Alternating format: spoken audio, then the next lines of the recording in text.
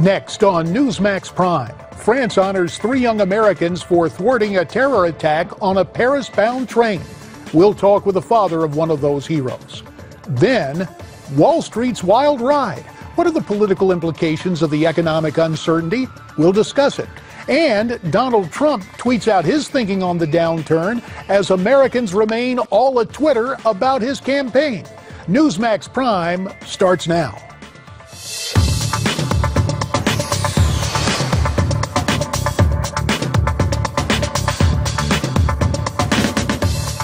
Good evening. Welcome to this Monday edition of Newsmax Prime. I'm J.D. Hayworth. Tonight, 2 stories of prime interest. The wild ride on Wall Street continues. More on that a little later.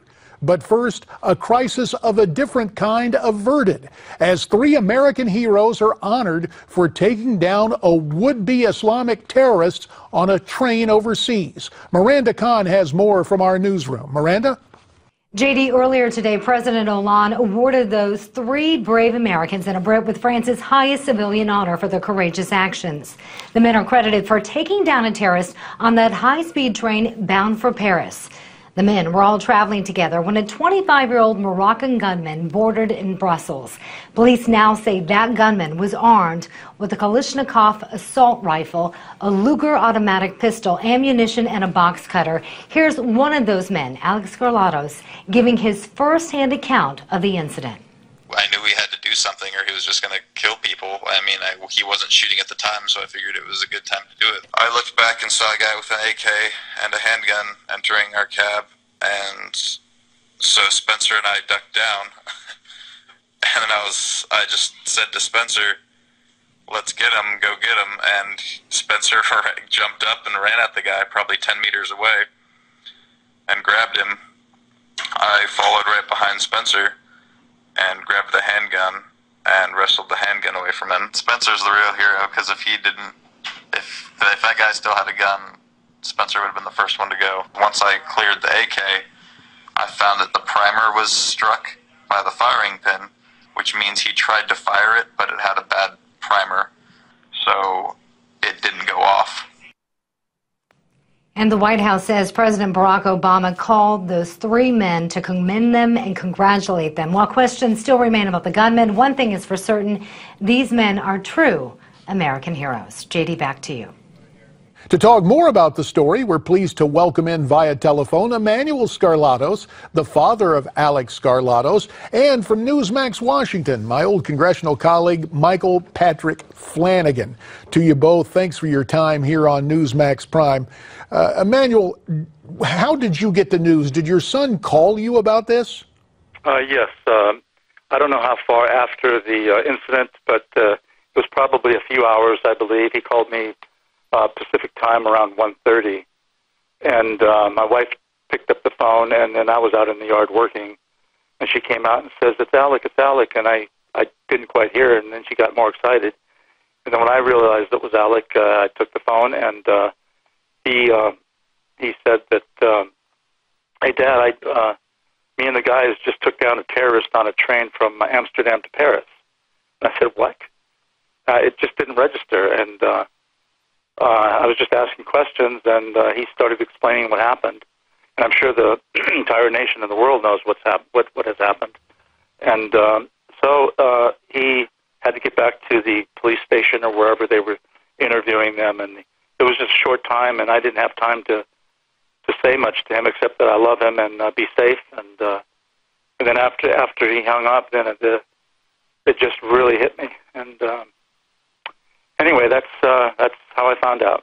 And it was, I know it's a point of pride for you. We'll talk more about that in just a second. Let me bring in Michael Flanagan, who is a veteran of Gulf War I, I guess we'll call it in the history books. Michael, recently much has been made of American military and their families having to keep themselves safe here at home. When you hear this story of Americans off duty taking action, it certainly is something that is a point of pride, not only for Mr. Skarlatos, who we have here on the phone, but I think nationally as well. What was your reaction? I have the same reaction you discussed. It's American exceptionalism.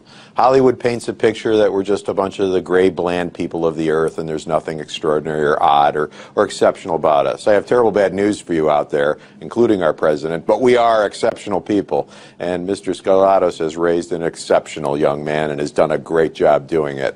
His comments were, the young man's comments were, don't just sit there, do something. What an incredible thing to say. And don't be a sheep on the train. Stand up and do something. Make the world a better place. Take down bad guys like these. He wasn't defending Americans. He was defending Frenchmen and Belgians. It was a wonderful. This is the greatest story we've had in a long time, and it's wonderful to be able to talk about exciting young men like this. And let's talk about the man who helped to raise one of those young men. Back to Emanuel. When you think back, Emanuel, I know that Alex got training in the military, but it had to begin at home, did it not? Yes, and the people he chose friends wisely and of similar values and morals, and just a sense of justice and righteousness, and not self-righteousness, but just righteousness as people.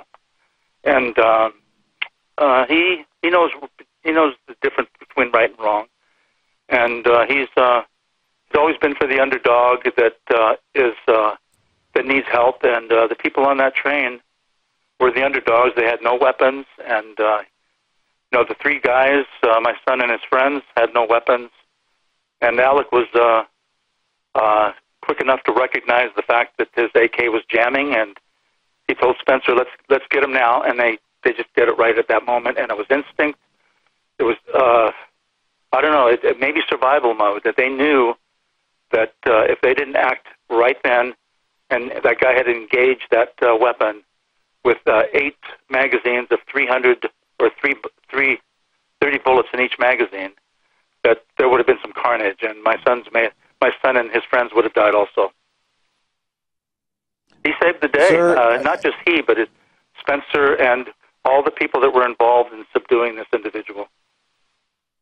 Absolutely. Sir, what would you want your average American to take away from this? What would you want us to understand most about this, the extraordinary behavior of your son and the great job your family's done raising him? Well, I'm sure there are plenty of Americans like my son, and it's just one of those things, the fate, the paths crossed in this situation, and the boys were actually, they were going to go the next day, and it was fortuitous that for the people on the train that they boarded that train on that day and were there. And what I'd like to take away from this is that I think the PC crowd, and they really need to wake up to the fact and call terrorism for what it is. It's dangerous. Anyone willing to die for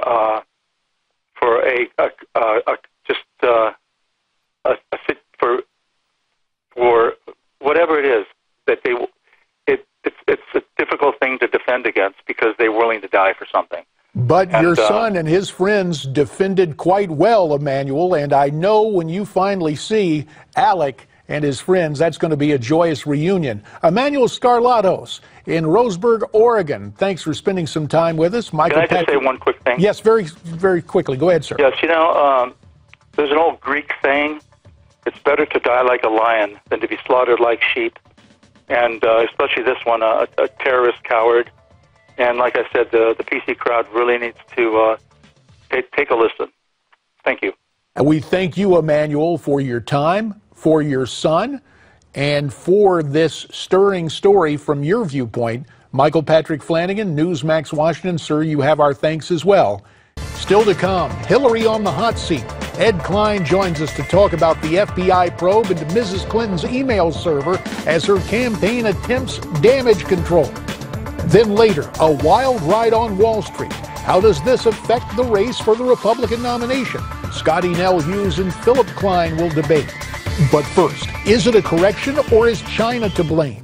James Dale Davidson joins us with his insight on the economy when Newsmax Prime continues.